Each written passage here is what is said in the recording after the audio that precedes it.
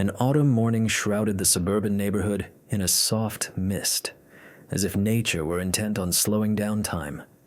The air was chilly, typical of the time of year, and maple leaves swayed colorfully along the sidewalks, like noisy witnesses to the coming changes.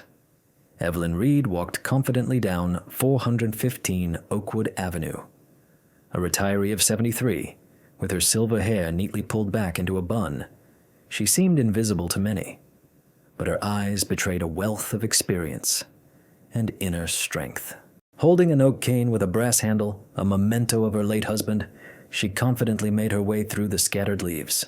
Today, Evelyn's path led to the local community center, where she read stories to children every autumn week, trying to bring light and understanding to their young hearts.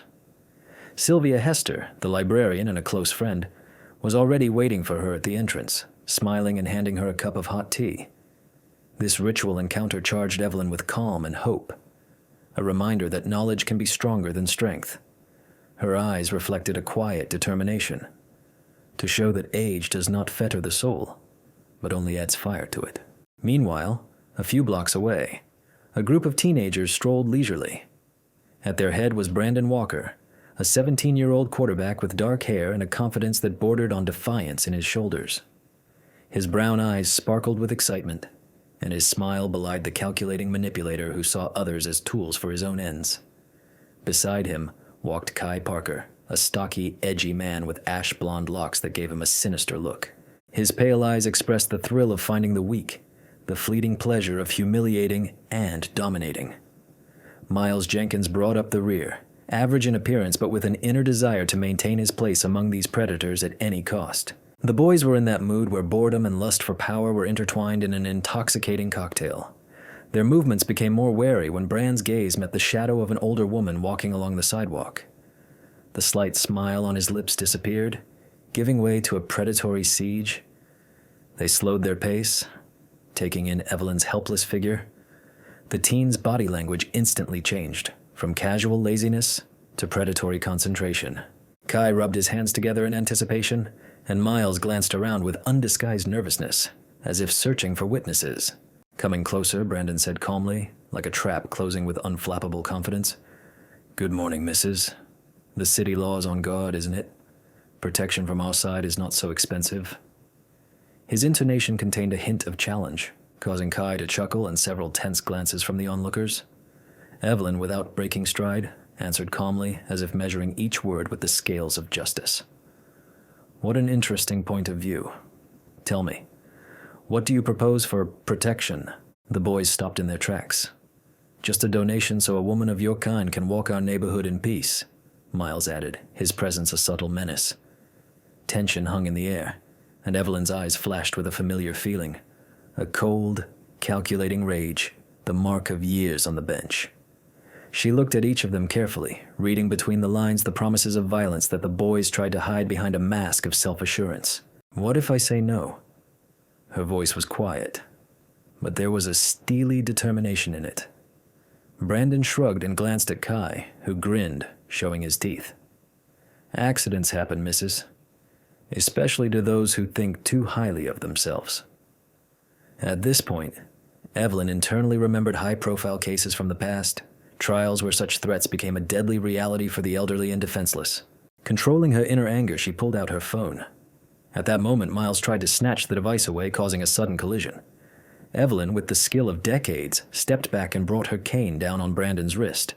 Her cane, carved with oak, seemed not just a support, but a symbol of strength, a legacy of love and duty. The sudden contrast between the woman's fragile frame and the hard, unyielding weapon stunned the teenagers. The assembled bystanders, including schoolteacher Hector Windsor and librarian Sylvia Hester, began to be drawn into the scene. Their eyes were a ringing testimony to what was happening. None of the bullies were anonymous anymore. Aware of the danger, Brandon slowed his aggressive tone, his mask of confidence cracking at the seams, giving way to uncertainty. At that moment, Evelyn, taking advantage of the pause, announced loudly and clearly, flashing her official ID. "I am Evelyn Reed, former county judge with 35 years of service. Your actions are classified under the articles on extortion and assault. Fear flickered in Brandon's eyes and his gaze slid to Kai and Miles. It wasn't just a statement, it was a mark that shifted the balance of power, undermining their pride and ambition. They had a choice, down the path of criminality or toward the possibility of reform. Evelyn continued, laying out the plan. The police were on their way, and they would face severe punishment with witnesses, including Hector and Sylvia. But then came an unexpected offer. Instead of arrest and imprisonment, community service under her supervision. The work would last every weekend for 2 months. "This is not just punishment," she said evenly. "It is an opportunity to understand the consequences and become a better person." Her words penetrated deeper than threats, inviting change. Brandon, digesting what he had heard, asked the key question. "Why do you care so much? Why do we care?" Evelyn looked at him with gentle but unwavering determination. "I've seen lives ruined by bad choices," she replied. "But sometimes it's a second chance that allows you to right your wrongs and build a new life." The teenagers were silent, realizing that this was what they were looking for, hiding behind the aggression and defiance. The next morning, under a gray autumn sky, they appeared at number 415 on Oakwood Avenue in old, rumpled clothes, with mixed feelings of shame and curiosity. Their steps were unsure, but through the chill of the morning, there was a new hope. Evelyn met them at the door with a warm smile, welcoming them into a world of responsibility and understanding. The first tasks, raking leaves, cleaning gutters, making small repairs, felt mundane. But for the boys, it was the beginning of a new chapter. Every gesture, every conversation, sometimes disgruntled, sometimes thoughtful, revealed hidden sides of their natures. Miles began to talk about the fears he hid behind the mask of a coward. Kai began to think for the first time about the pain he caused others. And Brandon began to understand the value of respect, not bought with threats. Meanwhile, Lucinda Crane, Evelyn's neighbor, watched with quiet admiration and support, sweeping the path and bringing tea. The interaction between generations seemed to break the cycle of violence born of indifference. Evelyn understood that her mission was deeper than just fixing things. She was an example of change, a spark of hope. 2 long autumn weeks gradually gave way to late autumn, when the leaves had almost fallen. But something new had already sprouted in the boys' hearts. Their looks changed, their breathing became quieter, their steps more confident. As they completed another day of community service, they realized that the greatest victory is not power through fear, but strength through responsibility. The story of the woman on Oakwood Avenue and the 3 lost teenagers slowly spread through the neighborhood, a reminder that a choice made at the right time could change fate. The previously invisible woman with the oak cane became a symbol that something more than just another autumn day was dawning on this suburb. On this path, mysterious and unpredictable turns were already waiting for their heroes, promising new trials and discoveries. Evelyn, Brandon, Kai, and Miles were on the threshold of change, and the next day, filled with questions and hopes, was preparing to open a new chapter of this story. Meeting at the crossroads. The autumn sun sank lazily behind the suburban lines, painting the street a soft crimson light.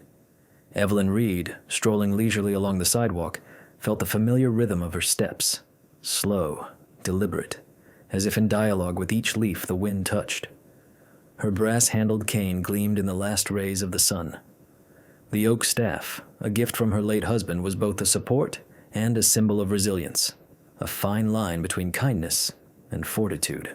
Before turning towards the cultural center where Sylvia Hester was already waiting, she noticed a group of teenagers at the entrance to school number 12.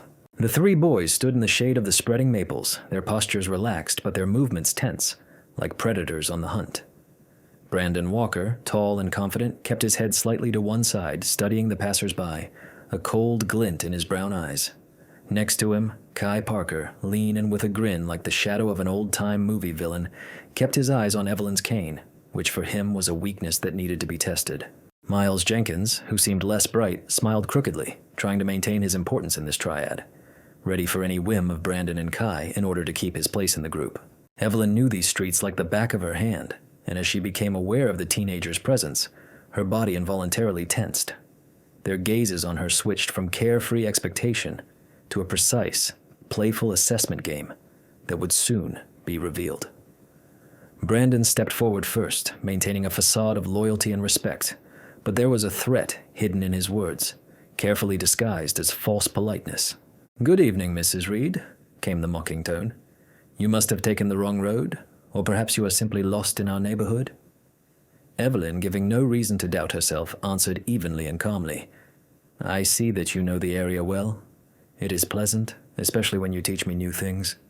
Their body language changed in seconds, going from casual concern to hunter-like concentration, each gesture gaining weight. Brandon, feeling the power, lifted his chin as if demonstrating the progression of a script he was directing. "You know it's simple." His voice was razor smooth. "A little gratitude for protecting the county and you'll be free to go. We're just looking out for the safety of the people." Kai's eyes sparkled with hatred of weakness, his hand pressed lightly to the hem of his jacket, as if preparing for an impromptu show of force. Miles glanced nervously at his comrades, ready to support any decision that would preserve his place in the hierarchy. Tension hung in the air, as if the city had frozen, watching the slow descent of forces. Evelyn was silent for a moment, and then her eyes, filled with experience and inner fire, sparkled. She slowly raised the cane to her chest, lightly touching the golden handle, and her voice, cold but determined, cut through the silence. "What if I told you that resistance is punishable by law? That I have 35 years of judicial office under my belt, and I know how such attempts at intimidation end? What will happen to you if I refuse to pay?" Brandon frowned, his usual superiority challenged. "You're just an old woman." Kai broke the silence, grinning maliciously. "You have no idea who you're dealing with." In that moment, Evelyn felt a cold, calculating rage, not the kind of storm that blazes and passes quickly, but the kind that brews like poison, ready to paralyze. She remembered her years of trial work, stories of lost lives, desperate parents, cold-blooded criminals who knew no bounds. Her voice hardened. "Every action you've taken is a crime. Extortion, attempted robbery, threatening life. And yes, I can prove it, because there are witnesses around, and I'm not alone." Their eyes locked on hers, surprise and fear beginning to blur their masks. Soon, a scene was afoot at the school door as teacher Hector Windsor paused as he passed, watching the air fill with confrontation. Brandon clenched his fists, caught between the desire to save face and growing anxiety. "If you're so important, why aren't you afraid?" Kai's predatory voice filled the space. Evelyn lifted her chin slightly as if to confirm her inner steadfastness, and slowly pulled her phone out of her purse. The boys took a step forward, preparing to stop her actions, but at that moment, there was a short thud. The cane touched Brandon's wrist with force, and he recoiled, wincing in pain. They instantly realized that they were not dealing with another victim, but with a person within whom the fire of justice and the readiness to defend himself burned. Leaving the attempted blackmail, the tension in the air grew as bystanders, including students and adults, began to gather around, their eyes riveted on the scene. Evelyn solemnly announced her identity, a thousand-fold voice of justice that would not let crime go unpunished. Slowly, she revealed her judge's ID, laminated and discreetly gleaming in the evening light. The teenagers' hope of immunity dissipated, leaving them with growing anxiety and uncertainty. Having laid out the weight of the law and the consequences, including public records, detentions, and permanent changes to their records, Evelyn offered them a choice. "I don't want to see you in a police station," she said softly but firmly. "Instead, I'm inviting you to a task that could change not only your lives, but your understanding of responsibility. Community service under my supervision for 2 months. This is a chance to become a better person, not just another statistic." Her words were a challenge, a veiled net from which one of them would have to escape. A moment hung between them, filling the space with an inexpressible longing and anticipation. Brandon, hiding his confusion behind his mask, was the first to break the silence. "Why are you doing this?" he asked, trying to find an answer that would explain this strangely merciful path. "When you could just refuse." Evelyn only smiled, and there was a depth of understanding in that smile that only comes with years of living and many court decisions. "Because I believe that some people should be given a chance to improve, and the world should not always seem like an arbiter of punishment." The sun finally disappeared behind the horizon, and clouds of fog began to fill Berezovaya Street, creating an atmosphere of change. The silence hid the promise of future events, where every step could become the beginning of a new path or a fatal mistake. The teenagers, faced with a choice for the first time, slowly but surely leaned toward accepting not only Evelyn's offer, but also the opportunity to understand life in a new way. And it was at this moment, when the leaves rustled underfoot and the cane lay in the woman's shoulders, that the world around them froze, entering a phase of change that would change the fates of all participants. School number 12, neighbors in the cultural center would become involuntary witnesses to this amazing turn of fate, which would end very soon, opening the door for the next act of their joint journey. A whirlwind of threats and beginnings of resistance. Unfortunately, the evening sun, bathed in the gold of fallen leaves, did not promise anything good when the shadow of troublemakers appeared on the quiet sidewalk outside school number 12. Brandon Walker, along with Kai Parker and Miles Jenkins, strode confidently, choosing their prey. Their bodies radiated an unfailing predatory alertness, a body language that looked for vulnerability and weakness. At first, their attention was drawn to ordinary teenagers, but when they spotted Evelyn Reed, they immediately switched to her, as if they sensed easy prey.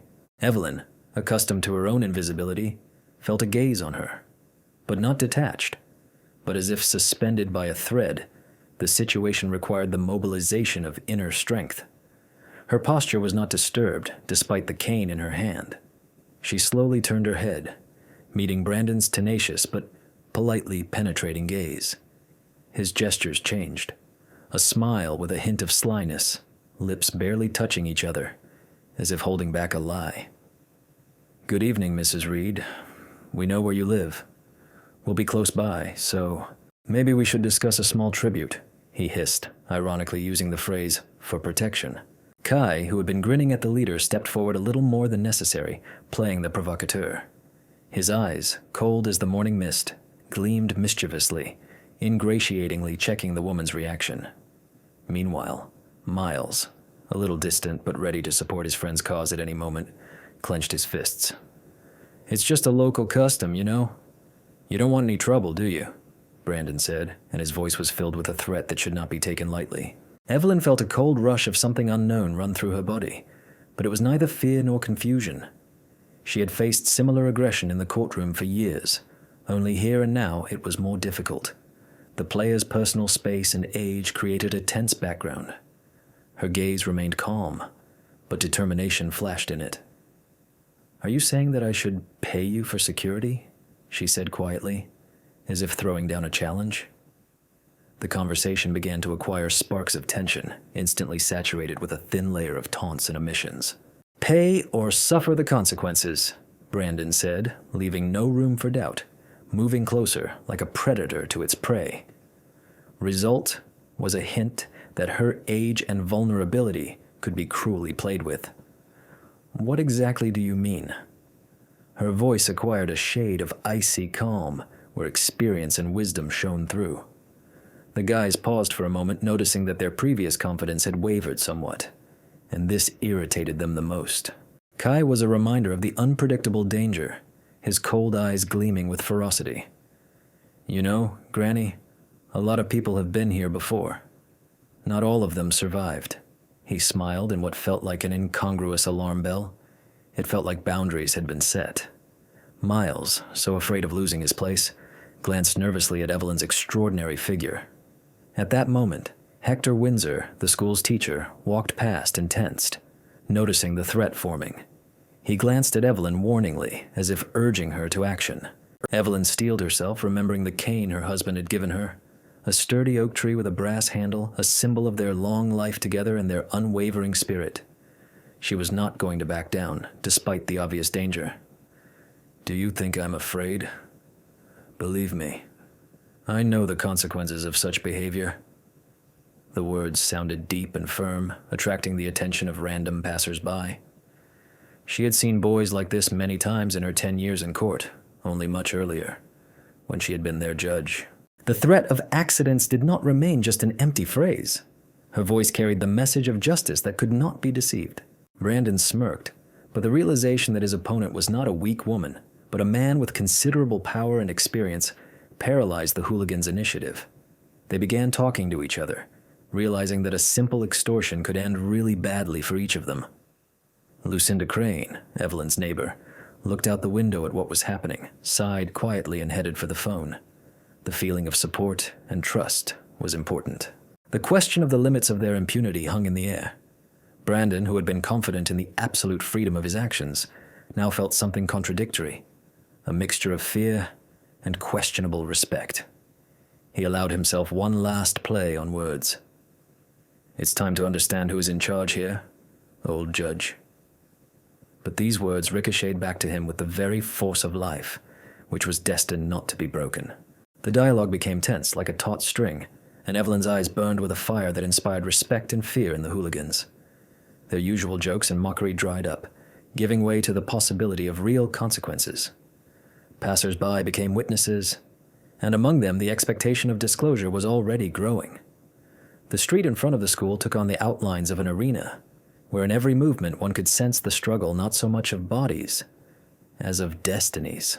At that moment, the woman's philosophy, which was evident in every word, sounded like a sentence in hope. "You are still young and can choose your path. I do not want war, but think before you harm someone weak." This call sounded not as a reproach, but as an open door to a changed world. Brandon and his companions realized that they were confronted by a man who was not only strong in spirit, but also came with the power of law, riveting the attention of hundreds of invisible observers. Meanwhile, Sylvia Hester from the Cultural Center, who had noticed the first scene while reading to the children, closed the book in disappointment and hurried to help. Evelyn knew that the moment of decisive choice had already arrived, and it depended on her which way the story would turn. Emotions overflowed the street. A sharp mixture of threats and dumbness rang in every heart. In the streetlights flickering on the branches, the judge's past and the boy's future were entangled in a tight knot. And only the cane, in the hands of a quiet but rebellious woman, became a symbol of the coming battle, not with fists, but with reason and justice. The next step could change everything. Could change. School number 12, the house on Berezovaya Street 415. The cultural center and the streets of the suburban area became the arena of a new test, where strength and youthful aggression, fear and hope, punishment and the possibility of redemption collided. In this cold autumn twilight atmosphere, a decision is coming that can change the lives of all participants, opening the doors not only to painful realization, but also to the light of doubt and change. It is this power of quiet words and hard looks that is ready to lead to an unexpected turn, the beginning of resistance, and the search for true balance. The cane is a sign and a weapon. A sudden sense of unease ran over Evelyn's shoulders as she looked at the approaching boys. The evening shadows lengthened inexorably along the sidewalk, and the cool autumn air seemed to thicken the tension between them. In the old woman's hand, she clutched a cane, an ancient oak piece with a brass handle, once carefully carved by the hands of her late husband. This cane, like death and rebirth, combined strength and trembling memory, was not just an object of support, but a beacon of an inner core. The boys stepped closer, their movements changing from carefree nonchalance to purposeful, predatory concentration. Brandon stood at the head of the group, his usual confident smirk on his face, a mixture of challenge and arrogance in his eyes. Kai, with his ash-blonde hair and pale face, seemed to be waiting for the moment to throw another snide retort, and Miles, trembling in the status he was building, still caught Evelyn's eye, assessing her every move. All three seemed to be plotting something that would challenge the calm of their quiet street. "So, old girl," Brandon said in a voice that was a mixture of false politeness and menace, "do you earn money here every day? Maybe you could share some of that money with us? We just want to help you feel safe. For a fee, of course." The silence between them grew heavy. Evelyn met Brandon's gaze with equanimity, but inside, a cold surge of anger swept over her. She knew these games, this language of the streets, gentle but deadly. She felt how all her years on the bench had taught her not to give in to provocation. "You call this protection?" she asked calmly, her voice as firm as a rock.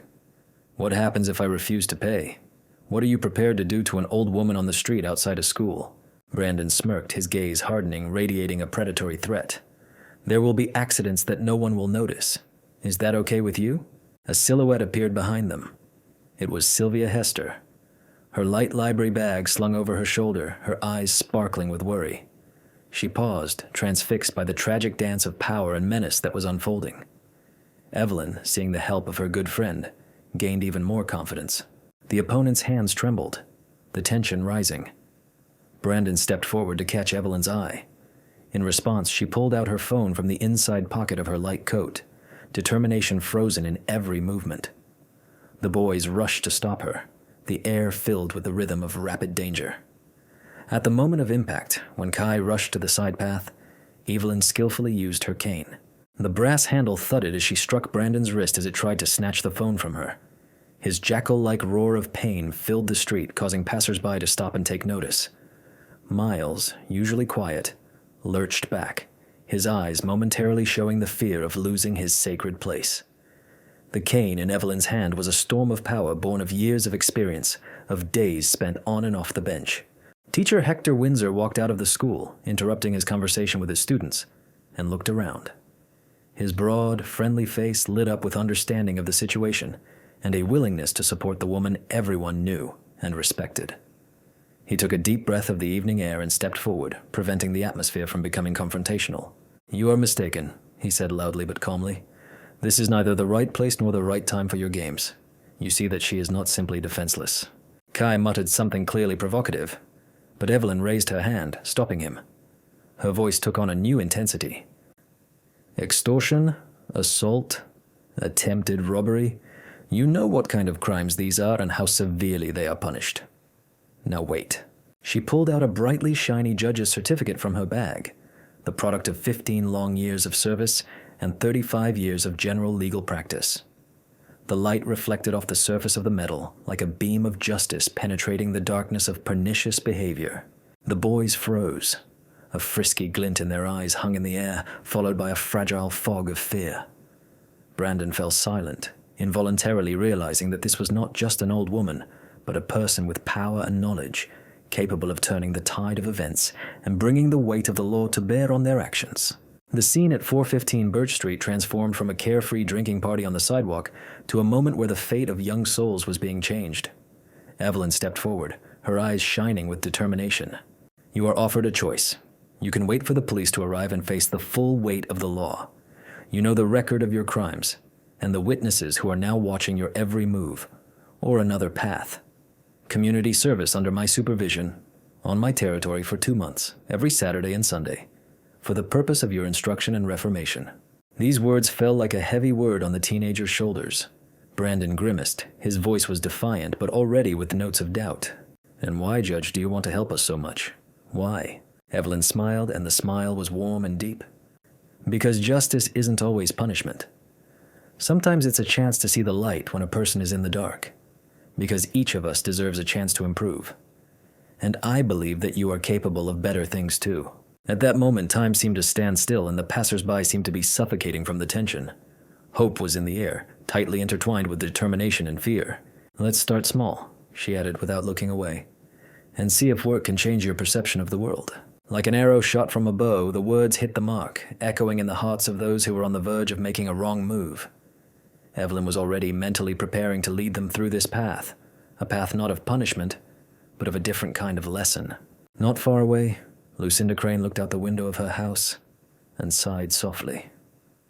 "Let it all go right," she whispered, sensing the power of change that could come to their small suburban world.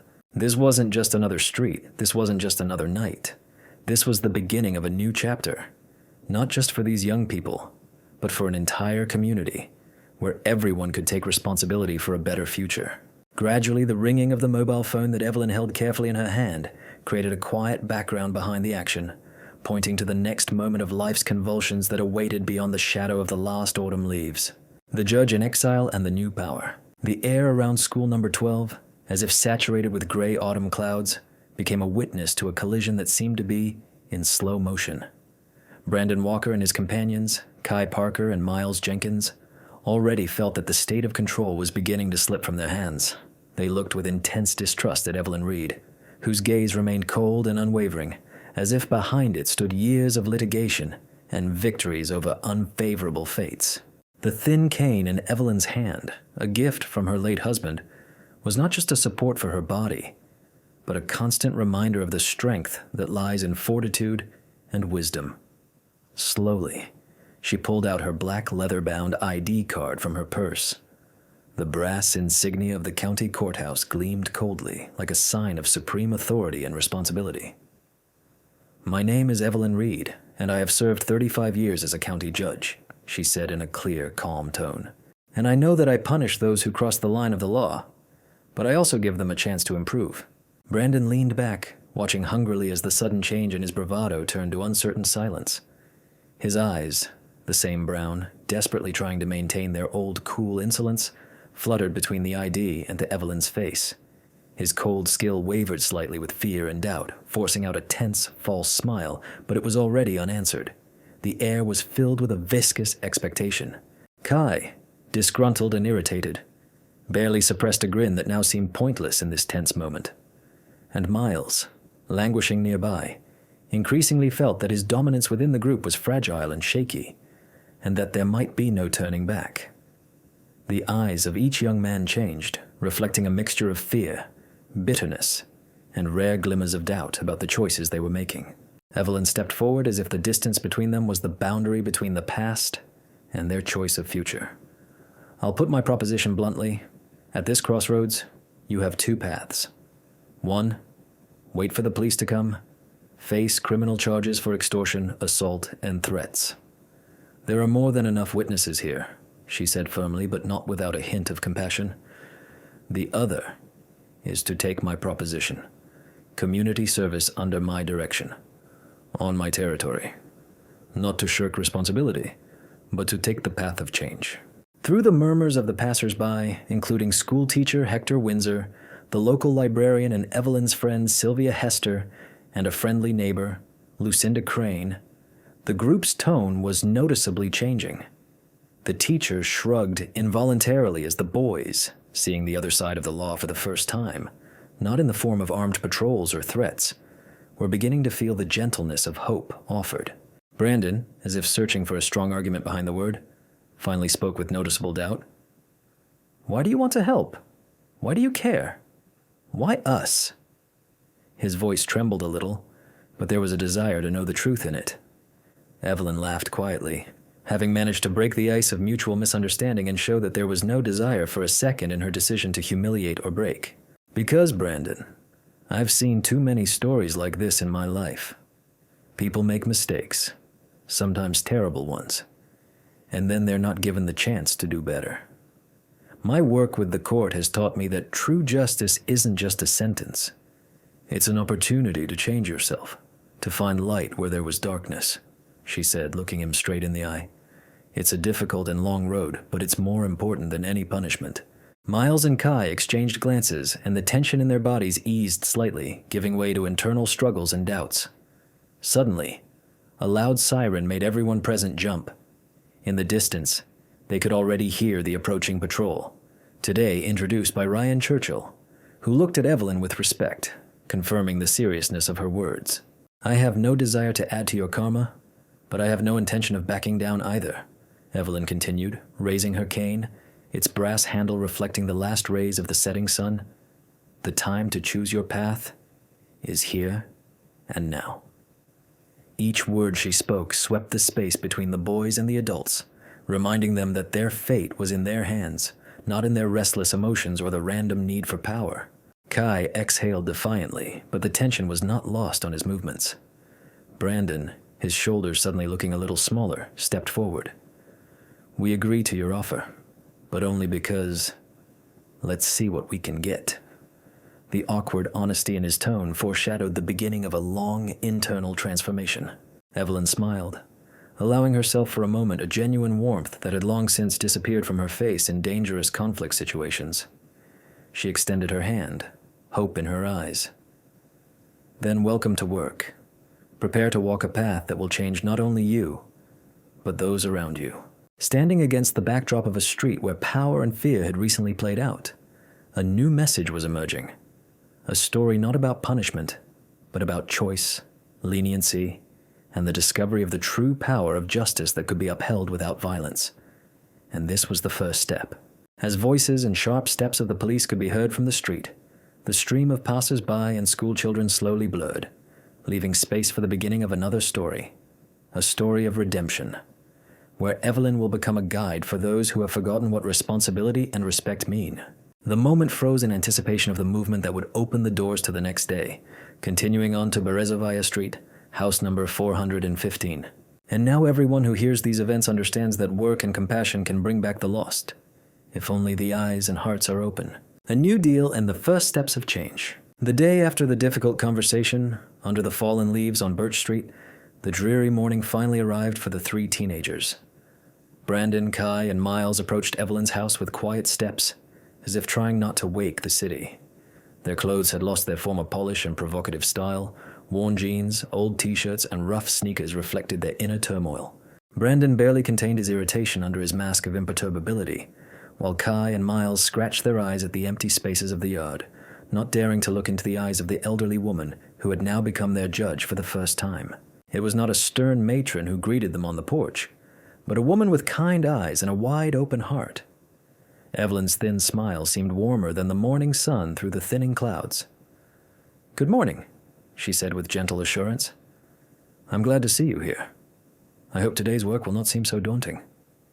As they took their first steps into a territory of responsibility independent of them, Evelyn's presence was as warm as a quiet fire in the autumn chill.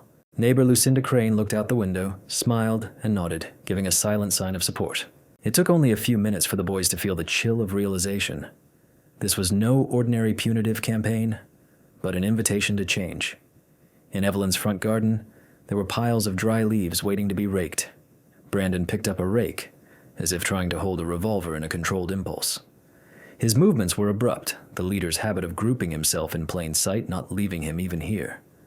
Kai, on the other hand, was determined to turn the work into a challenge, but the stiffness in his shoulders betrayed an internal resistance to change. Miles, the most unsure of the three, kept his eyes on the ground, trying to avoid contact with Evelyn. She watched them carefully, as if reading the lines of a multi-layered novel. Each of them had visible internal wounds: fear of failure, thirst to take a new path, doubts, and resentment. But this is what made Evelyn not retreat. Remembering the old years when she decided the fates of people in court, she knew the value of a sincere chance. Evelyn often said that justice is not only punishment, but also the light of knowledge that helps to make the right choice. At that moment, the cane she always kept nearby, a birch stick with a brass handle, became a symbol of support, not restriction. Near the house, on a bench by the gate, sat Sylvia Hester, a trusted friend and librarian at the Cultural Center. She had brought a thermos of hot tea and several books that she hoped would interest the boys and draw their attention to something real. Sylvia had always believed that words could change hearts, so her quiet encouragement and presence meant much more to the boys than strict instructions. Flashes of disappointment and irritation flickered like sparks in their eyes, but the warmth of sincerity diminished them every moment. At the same time, Hector Windsor, the school literature teacher who had seen what had happened that difficult day at school number 12, approached the house. His presence provided a special balance. The support of a teacher reinforced Evelyn's intentions to combine law and understanding. Hector smiled, nodding to the boys. "Work is a way to learn to respect not only others, but also yourself." His words reached everyone, awakening even the hidden corners of the teenagers' consciousness. Something in this simple phrase caught their attention and forced them to think.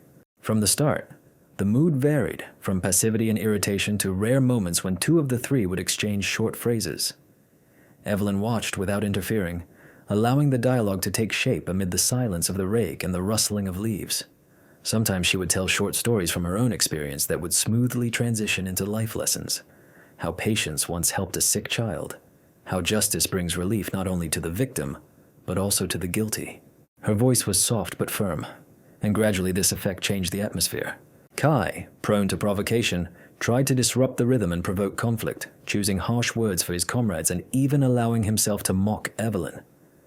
But each time his gaze met the woman's tenacity and the unexpected support of his neighbor Lucinda, his smile became less confident. He noticed how each stab of silent kindness pierced the armor of cruelty, and the possibility of being someone more than a bully was getting closer.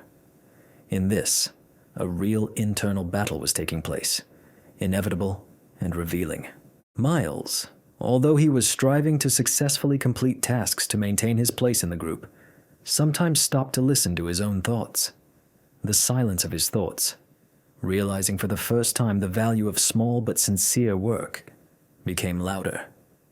He thoughtfully looked at the caretaker of the neighboring houses, even taking into account the reactions of passers-by, who began to pay attention to his efforts.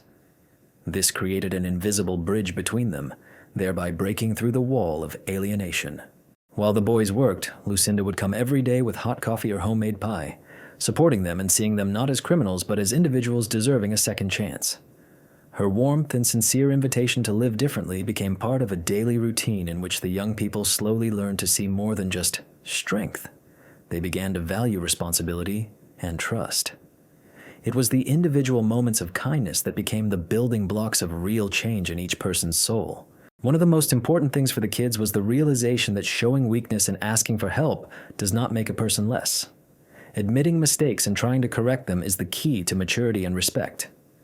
Evelyn told how she herself faced difficult choices in her youth. But the power of courage was not in hiding weaknesses, but in the ability to fight them. Like a ray of light, she did not just guide, but gave them the opportunity to find the path to change themselves. As the leaves changed colors and fell, the atmosphere around house number 415 on Berezovaya Street gradually changed. The children, alternating loud laughter and conversations, began to understand that community service was not a punishment, but a chance to become better, to show that the choice could be different. Evelyn's old cane, raised in moments when support was needed, did not serve as a square, but was a symbol of wisdom, strength, and protection. In the hands of this woman, everyone could draw inspiration and hope. When the midday visit was marked by the appearance of another iconic character, Police Officer Ryan Churchill, the atmosphere was heightened. His respectful gaze, genuine appreciation for Evelyn's actions, and promise of observation without harshness added weight to the proceedings. He was a reminder that true justice does not always scream and does not always intimidate. It sometimes quietly holds open doors for those who want to improve.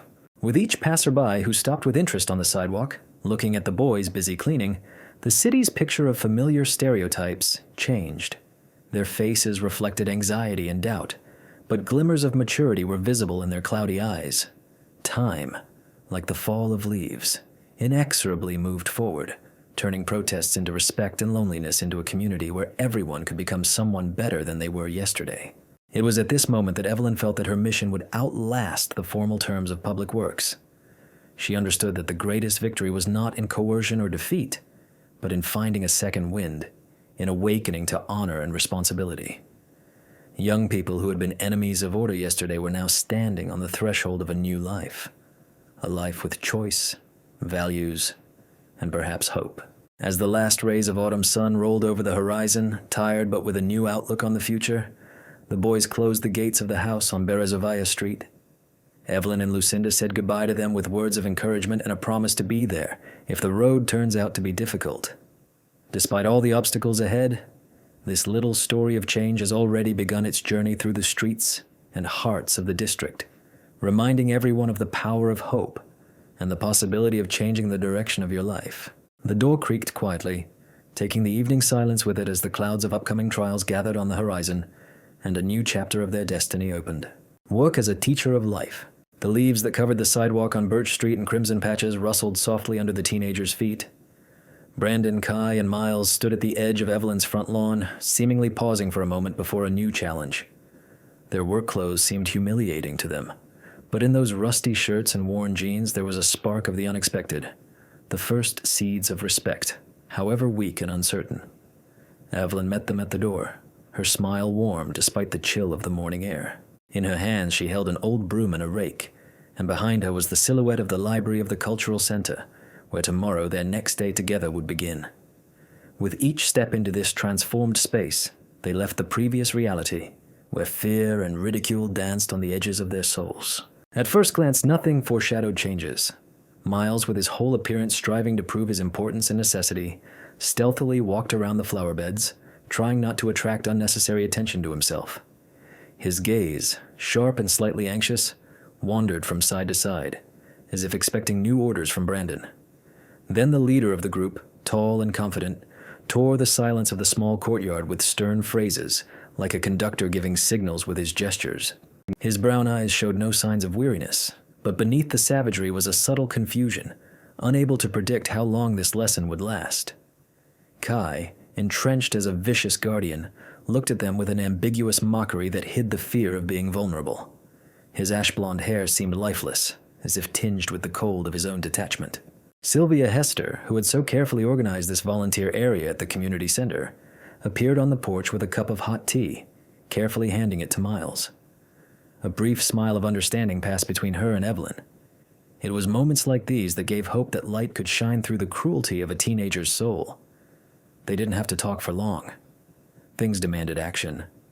However, even the silence between them became a language of new communication, where words sounded spontaneously, penetrating each other's inner conflicts. Evelyn watched as sparks of self-acceptance broke through from beneath her own doubts, as the breath of the autumn wind changed not only the environment, but also the mood of the tired guys. Cleaning the yard wasn't just a mechanical task. With every leaf raked, every gutter cleared, Miles seemed to be clawing out parts of his past hidden beneath layers of brutality. As he involuntarily dropped his broom and hunched over the steps, Evelyn came quietly to offer help. Her touch wasn't a reproach, but rather an invitation to new possibilities. The light, kind action stirred Miles. For the first time, it seemed, he felt a surge of comfort without the need to defend himself. Brandon, watching from afar, ran through scenarios in his mind where power could be maintained without humiliating himself or others. His internal dialogue was tearing him apart. Here, in this small courtyard, the old rules of the game that reigned at school and on the street were crumbling. Kai, who always sought out the darkest corners for his provocations, watched Sylvia closely. She knew how to conduct a calm conversation that revealed the background of every complex character. The moment she told the story of how one of the children at the cultural center once overcame difficulties with drugs and then returned to school, a glimmer of doubt flashed in Kai's eyes. This was not the usual story about punishment, but a story of strength within a person who longed to be understood, to be heard. He even wanted to ask a question, but his lips pressed together, holding back the impulse. It was this conflict between cruelty and the desire for recognition that became the beginning of his internal change. One evening, as Miles and Kai were packing up their gear, Brandon stood on the steps, looking thoughtfully at Evelyn's cane, which lay beside him. It was more than just a physical support, but a symbol of fortitude given to him by her late husband. Its brass handle gleamed in the lantern light, reassuring and respectful at the same time. The entire story of a woman was hidden in it, a woman of determination and wisdom who had not been broken by time or dishonesty. Brandon involuntarily touched her, and the cold metal seemed to convey echoes of someone else's inner strength to him, awakening something long forgotten in him. The evening was filled with the sound of children's laughter in the community center. Evelyn and Sylvia sat next to each other, sorting through papers, preparing for the next day. Evelyn talked about how everyone deserves a second chance, recalling details of court cases in which she had to defend the balance between punishment and education. Sylvia listened with great interest, occasionally interjecting lively comments about how teenagers change inside when they are given a chance to feel a sense of belonging. Evelyn kept saying, "True victory is when you see people come to life, not just escape punishment." Those words echoed deep in her soul and reflected in her thoughts of Brandon, Kai, and Miles. In the next house, Lucinda Crane, a kind old neighbor, watched their efforts from her window. Noticing how the boys had already relaxed a little and exchanged smiles, she quietly said to herself, saying, "A real miracle is happening here, when the efforts of one person can change destinies." Time passed, and the tension that had once been shrouded in fear and resentment gradually dissolved, giving way to understanding and respect, albeit still fragile and unreliable. Each of the teenagers began to feel that responsibility was not a relic of adults, but a gift that could change the lives of both their own and those around them. Hector Windsor, a teacher at school number 12, came into the community center one day to thank Evelyn. His eyes were shining with gratitude, telling her that it was no longer worth waiting blindly for disciplinary measures when it was possible to help young people break out of their vicious cycle. He spoke of the importance of giving children understanding and support, not just strict prohibitions. These words went viral among the teenagers, who, having witnessed the changes in their own lives, now looked to the future with a secret curiosity. The most amazing thing happened in the evening at Evelyn's house when the group was already talking without words. Their looks, gestures, even awkward pauses carried an elusive charge of change. Brandon, still holding his cane, finally spoke out tearfully. "Why are you wasting your time on us? We don't deserve it." Evelyn answered quietly but confidently that everyone deserves a chance to become better if they are ready to take it. It was at this moment, under the hum of the wind and the rustle of falling leaves, that the real transformation began. From fear to hope, from anger to mutual understanding. Soon, when the last pile of leaves was cleared away, an invisible thread formed between the teenagers' past and future. They learned to hear and see. They stopped being just hooligans, becoming a bridge between generations. Their internal battles and searches for ways out were reflected in every word, in every step. Evelyn watched this with a wise smile, realizing that she had overcome not just punishment, but had managed to plant in their hearts the seeds of life, tolerance, responsibility, and compassion. Her home, in the heart of the autumn suburbs, has taken on a new meaning. It is not just a shelter, but a school of life for those who are ready to accept the lesson. As the first frost touched the birch trees and the days grew shorter, the atmosphere outside changed. A mixture of hope and confusion hung in the air. School number 12 soon reopened, but with a new outlook on its students, an attention that was based not only on discipline, but also on respect for the pain and search of others. The recorded efforts of Evelyn and her students became a legend in the community, demonstrating that the true path to justice was through understanding and cooperation, not simple punishment. The first steps to the next stage took place under the cover of a rainy morning. In her mind, Evelyn was already preparing for the challenge ahead, how to consolidate success so as not to let it disappear with the first difficulties. She knew that the next test would require even greater wisdom and patience. She gently stroked her cane, remembering all the battles past and the hopes ahead, feeling how new horizons for herself and her students were opening up before her. In the subtle transition between past and future lay an unknown force that could change them all forever. Autumn of change and light of justice. After 2 months of difficult lessons and internal transformations, the house on Birch Street no longer seemed the same place as on their first day of working together. The leaves, brightly colored with autumn hues, were no longer simply being raked into piles by 3 teenagers, and with them old fears and grievances were leaving. Evelyn, watching carefully as Brandon carefully and slowly moved the broom, felt satisfaction that this was the beginning of something important and real. Brandon occasionally glanced towards his cane, carved from oak with a brass handle, a symbol of the strength that no one could break and that lived within her every day. Kai, who had once prided himself on his cruelty and provocative behavior, was now more silent, trying to ignore the looks of others. Miles, always eager to prove his worth, was learning to listen and accept help. Their changes did not happen spontaneously. Behind every moment was Evelyn's wisdom, her patience, and her desire not to judge, but to teach. Sylvia Hester, who regularly came to the house with books and support, noticed how in this friendly space the teenagers opened up and truly grew. Every Saturday, the house became a small community, with the boys' clothes becoming cleaner and neater, their looks becoming calmer.